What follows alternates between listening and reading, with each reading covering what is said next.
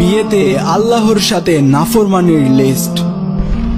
বলা হলো নিজে গিয়ে মেয়ে দেখতে, আর আমরা শুরু করলাম সবাই মিলে মেয়ে দেখতে। বলা হলো মেয়ে দিনদার কিনা সেটা দেখতে, আর আমরা শুরু করলাম মেয়ে সুন্দর কিনা সেটা দেখতে। বলা হলো ছেলের দিনকে প্রাধান্য দিতে, আর আমরা শুরু করলাম ছেলের টাকা পয়সাকে প্রাধান্য দিতে। বলা হলো নিজের পছন্দ মতো মেয়ে দেখে বিয়ে করতে, আর আমরা শুরু করলাম অন্যের মন রাখতে। বলা হলো মেয়ের মতামত নিয়ে বিয়ে দিতে, আর আমরা শুরু করলাম নিজের ইচ্ছাতে বাধ্য করে বিয়ে দিতে। বলা হলো কম খরচে বিয়ে করতে, আর আমরা শুরু করলাম আনুষ্ঠানিকতার নামে টাকা অপচয় করতে। বলা হলো মসজিদে যেয়ে বিয়ে করতে, আর আমরা শুরু করলাম সেন্টারে শুটিং করে বিয়ে করতে। বলা হলো আল্লাহর সন্তুষ্টির জন্য বিয়ে করতে, আর আমরা শুরু করলাম নিজের স্বার্থের জন্য বিয়ে করতে। বলা হলো ছেলেপক্ষ ওয়ালিমা করে মানুষকে খাওয়াতে, আর আমরা শুরু করলাম মেয়ের বাবার উপরে জুলুম করে খাইতে।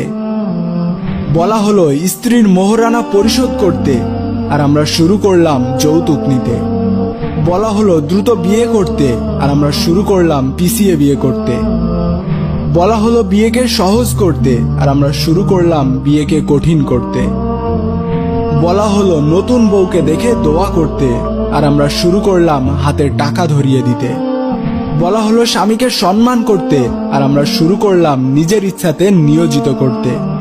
বলা হলো স্ত্রীকে ভালোবাসতে, আর আমরা শুরু করলাম শালীর সাথে মিশতে।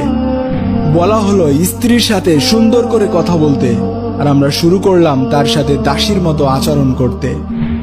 বলা হলো দেবর থেকে দূরে থাকতে, আর আমরা শুরু করলাম দেবরের সাথে ফাজলামিতে মেতে উঠতে।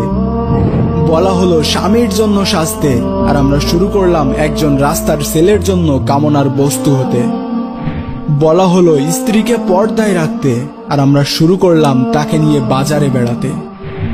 বলা হলো সামর্থ্যহীন দিনদার পুরুষগণ ফিতনা হতে বাঁচতে কলমা করে রাখবে, আর আমরা শুরু করলাম এঙ্গেজমেন্ট বা রেজিস্ট্রি করে রাখতে। এরকমই আরো হাজারো ঘটনা আছে যা আমরা সব সময় উল্টোটাই করে থাকি। আমাদের কারণেই বিয়ে নামক ইবাদতটি দিন দিন কঠিন হয়ে গিয়েছে। বিয়েতে বরকত কমে গেছে, সংসারে অশান্তি লেগেই থাকে। দিন দিন বাড়ছে তালাকের সংখ্যা, তার কারণ আমরা বিবাহের সুন্নাত থেকে সরে যাচ্ছি। মহান আল্লাহ তাআলা আমাদেরকে হেফাজত